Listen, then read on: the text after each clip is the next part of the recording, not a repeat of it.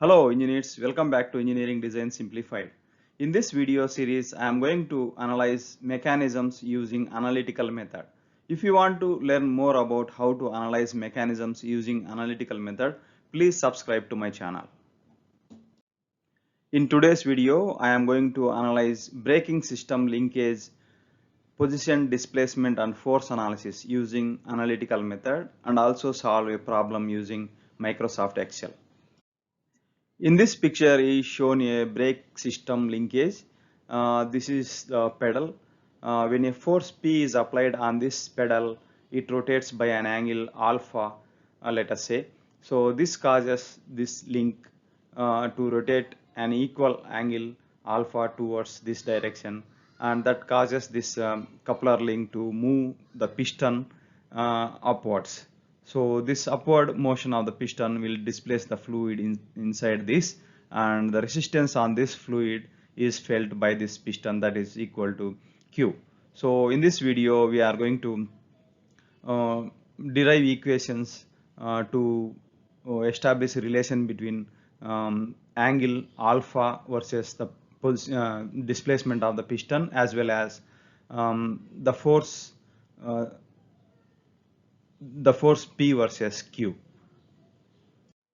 In this brake system linkage, this dimension is L1, that equal to 250 millimeter, and this dimension 100 L2, and this is L3 is also equal to L2, that is 100 millimeter.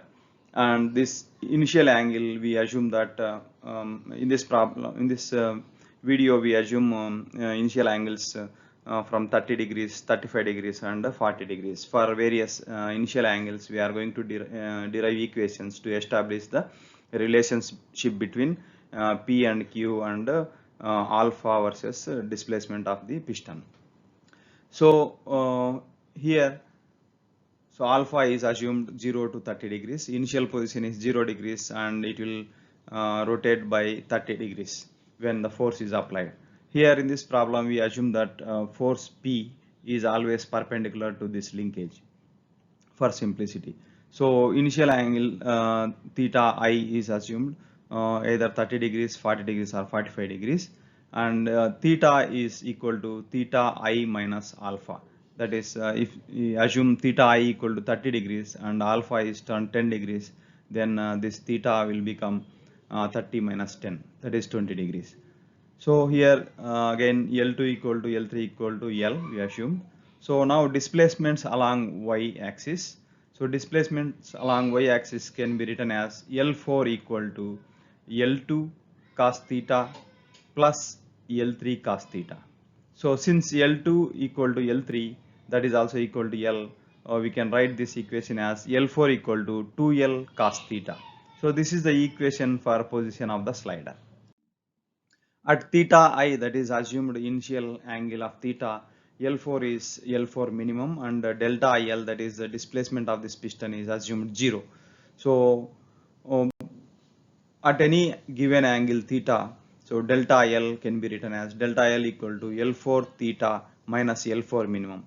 So L4 minimum is at L4 at theta I, and L4 theta is at any given angle theta the position of the piston.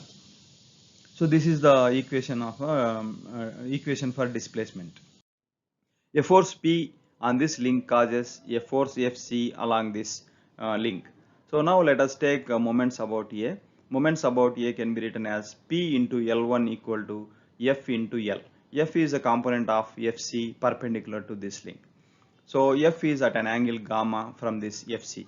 So from this triangle we can write that gamma equal to total angle 180 minus this angle 90 minus 2 theta. So now gamma will become gamma equal to 90 minus 2 theta. So from this moment equation, P into L1 equal to F into L.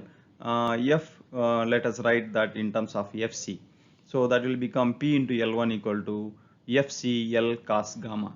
So Fc can be written as Fc equal to PL1 by L cos gamma. Now let us draw a free body diagram of this piston.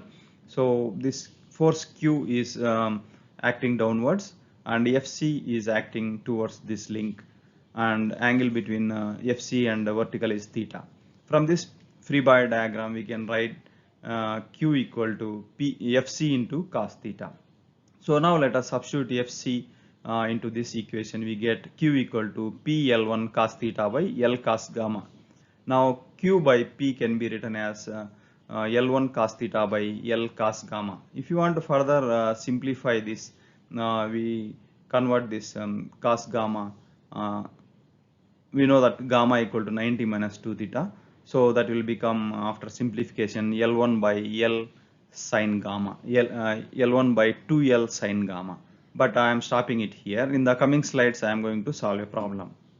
In this problem, L2 equal to L3, that is equal to L, and that is 100 millimeter. L1 equal to 250 millimeter. So this column represents alpha. Alpha we assumed 0 to 30 degrees, but in this picture I have shown only up to 15 degrees. So alpha is limited to 0 to 30 degrees. And this angle theta is theta I minus alpha.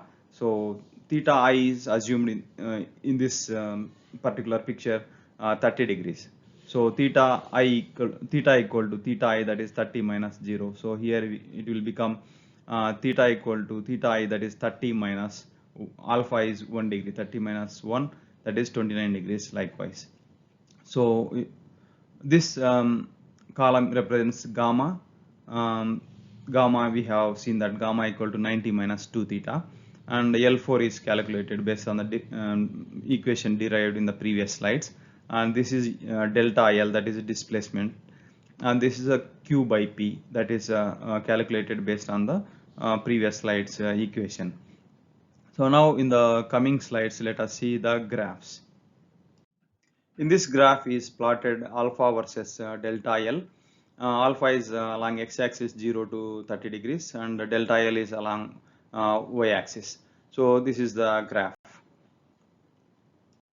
In this graph, alpha versus Q by P plotted, and at different initial angle theta. So that is this graph is at initial angle theta equal to 30 degrees, and this is at 35 degrees, and this is 40 degrees. So at alpha equal to 0, we can see that Q by P, that is magnification ratio or lever ratio, uh, is almost around 2, and as alpha increases, we can see that at the end of the stroke, that is when alpha is nearing 30 degrees, you can see that for 30 degrees initial angle, the ratio Q by P is going to increase very rapidly. So for 35 degrees, you can see that at the end of the stroke, that is alpha is 30 degrees, we can see 14 around between 14 to 15 Q by P ratio, lever ratio is 14 to 15. Similarly, at the initial angle theta I equal to 40 degrees, we can see that the lever ratio is not that significantly rising. So this slide I want to just show that what will be our optimum theta I we need to take in order to get our desired output. That's all for today's video. If you like this content, please like, share and subscribe. Thanks for watching.